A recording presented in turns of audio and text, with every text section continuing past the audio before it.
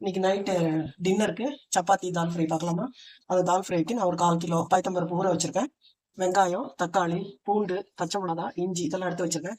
இந்த 1/4 கிலோவுக்கு ஏற்ற மாதிரி ஒரு 3 வெங்காயம், 3 தக்காளி, ஒரு 3, 4 பச்சை மிளகா, ஒரு துண்டு இஞ்சி, பூண்டு இதெல்லாம் நறுக்கின்னு வந்துடுறேன். இதை வேக போட்டுட்டு தால் ஃப்ரையும் சப்பாத்தியும் பண்ணிடலாம்.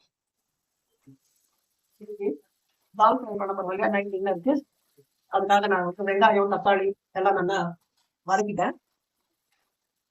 வெங்காயம், தக்காளி, பூண்டு, இஞ்சி, பச்சை மிளகாய் எல்லாம் நல்லா வதங்கிட்டு அது நல்லா மசிஞ்சா மாதிரி வந்துட்டு இன்னும் ஒரு 5 நிமிஷம் இருந்தா போதும். அப்புறம் அந்த பருப்பு அதில் போட்டு ஒரு 2 நிமிஷம் ஆகும். பாருங்க நல்லா வெங்காயம் இதெல்லாம் நல்லா வதங்கிடுது. வெங்காயம், தக்காளி, பச்சை மிளகாய் எல்லாம் வதங்கிடுது. அந்த பருப்பையும் வேக வச்ச பருப்பையும் அதில் கொட்டிட்டேன். ரொம்ப கெட்டியா இருக்க மாதிரி இருக்கு. நான் கொஞ்சம் தனியா வெந்நீர் போட்டு வச்சுருக்கேன். அந்த வெந்நீர் இதில் கலக்குறேன். இந்த பச்சை மிளகாய் காரம், இஞ்சி காரம் அது மட்டும்தான் இருக்கு. இந்த தக்காளியோட நிறம் தான் இந்த பக்கத்து கலர் வருது. ரொம்ப அப்படி உங்களுக்கு காரம் கொஞ்சம் தேவைன்னா நீங்க கொஞ்சமா கரம் மசாலாவோ இல்ல சில்லி பவுடரோ போட்டுக்கலாம். நான் போடல.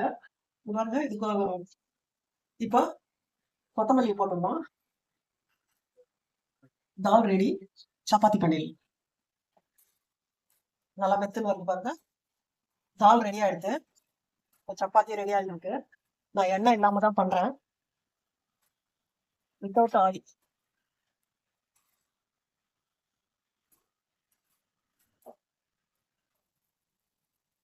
பாருங்க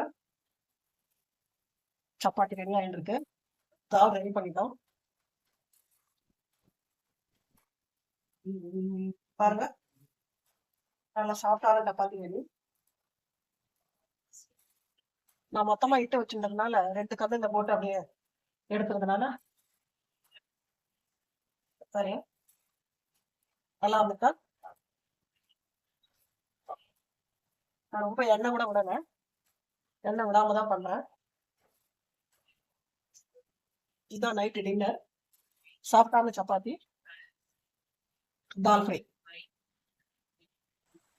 டின்னர் ரெடி. தால் ஃப்ரை சப்பாத்தி. சப்பாத்தி பாருங்க நல்லா சாஃப்டா இருக்கு. இதே மாதிரி நீங்களும் பண்ணி பாருங்க. இதுதான் டின்னர் ரெடி. சப்பாத்தி தால் ஃப்ரை.